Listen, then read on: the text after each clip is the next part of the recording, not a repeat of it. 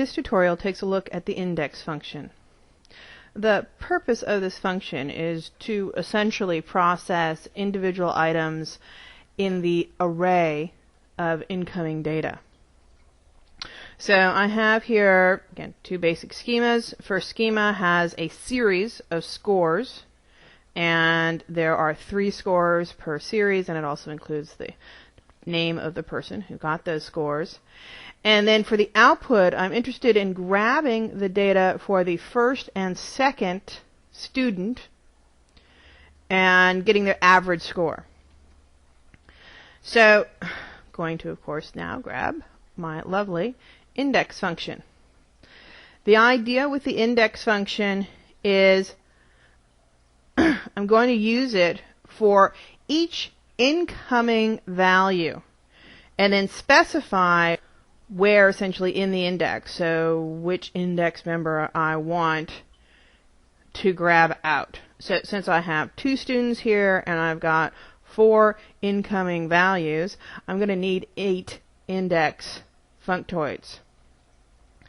So I'm going to match my name and the grades up to the first set of 4, and then of course specify which one in the index. So I'm going to do the first one and do that for each one of these guys. So I go through for the first set of 4, and that's going to be the answer that I'm going to use for student 1 in the output.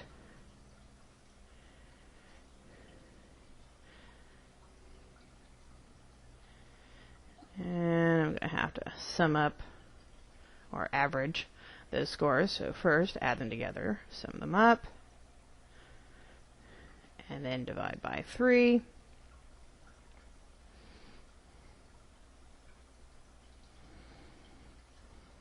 And that will be the average score in the output schema. So I would do the same thing for the second student. The only difference here is that then the indexing value will be 2.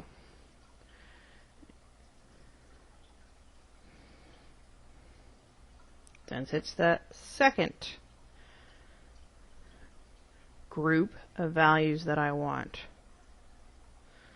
So obviously here I grab them consecutively, but I could grab the first and fifth, and those might be the only ones that I want for the entire incoming array of values.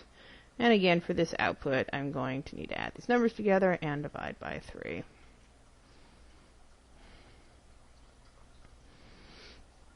Of course, can't use the cumulative sum because I'm not really looping through numbers. I'm adding those individual numbers together. Or even cumulative average won't work. So, I have all my changes. Now I can test it. I have an incoming document already specified. Test the map with it. And my output will be right here. First student, average score, second student, and his average score.